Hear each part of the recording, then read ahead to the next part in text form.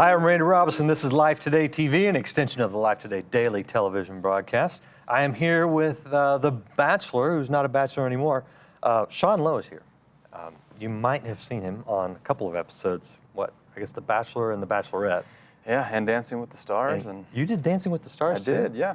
Wow. And then you got married on TV. Live wedding on TV, too. Live wedding on TV. That is very cool. He's got a new book called For the Right Reasons, and I think a little bit of what we're going to talk about is what sets him apart from the rest of the guys on those shows. So, welcome. Good to have you. Thank you. Glad to be here. I guess you give me a little bit of an overview of For the Right Reasons and tell me how you can be a Christian and be on these shows. Well, you can be a Christian in any scenario, any circumstance, and a lot of Christians questioned the idea of me even doing it to begin with. Right. But my dad, who's a very godly man, who I kind of looked to for advice, when the casting producer of the show originally started talking to me and kind of wanted me to come on the show, I went to my dad to seek some guidance, and he said, it's going to be a great thing. And even though it's not a Christ-centered show, you can bring Christ to the world through this show. And, he told me before I went on the show also, he said, you don't have to go on there and preach. People are going to see Jesus through you, through the way you talk and treat others and through your actions. And I don't think I really grasped that until the show was over. But after the show started to air on TV, I was amazed at how many people came up to me and said, thank you so much for standing up for what you believe in and for being different. And it kind of caught me off guard because I really didn't see a difference between me and the other guys, but apparently everyone else at home did. Yeah. I think the criticism of that program is valid and is also that it's pretty sensuous at times. I know some of that's played up for the cameras and edited to look a certain way. I get all that.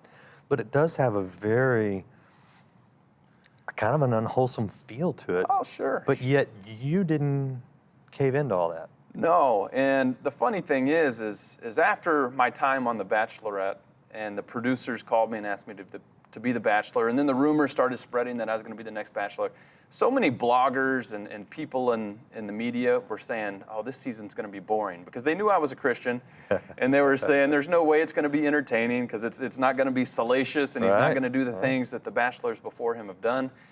And lo and behold, I had a great season as far as ratings. It was one of the highest rated seasons that the Bachelors had, and I had a wonderful reception from not only Christians but non-Christians alike. They really enjoyed the wholesome nature that I brought and how I stuck to my character and morals and so forth.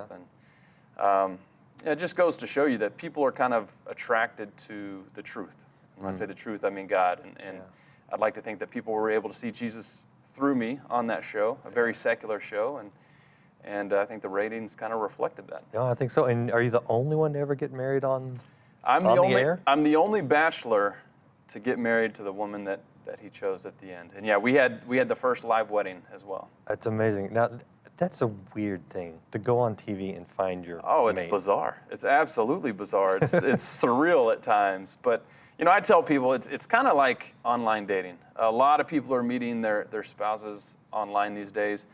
I had 25 blind dates essentially, and I was lucky enough to where, God blessed me with Catherine, and she was one of the 25, and fell in love with her, and the rest is history.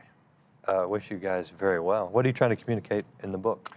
The book, when we set out to write this book, I wanted to just entertain people with the stories and the behind-the-scenes stuff. Sure. And because Bachelor Nation is huge, and so many people love The Bachelor. Every Monday night they're having watching parties.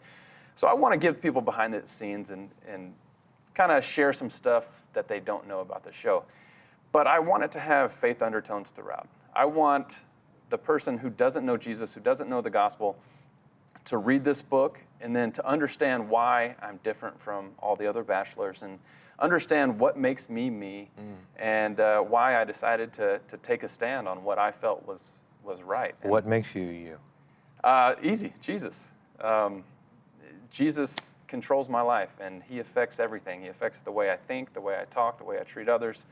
I can't explain to you accurately how Jesus has affected me because it's affected every aspect. So that's exactly what makes me. I think that's the cool thing is because it's visible, and you can't always see yourself. But when you're a light in a dark place, it's really obvious. Sure. It's one thing to be a light in the light, and that's great. But man, when you're a light in the dark, Sure. What a contrast. And I want people to know too, it's not, you know, you don't have to be on TV to share the same message that I shared.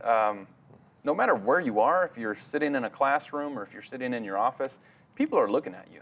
And people are going to see God through you. And God has this magnetic power. And people are just drawn to you when they see God in you.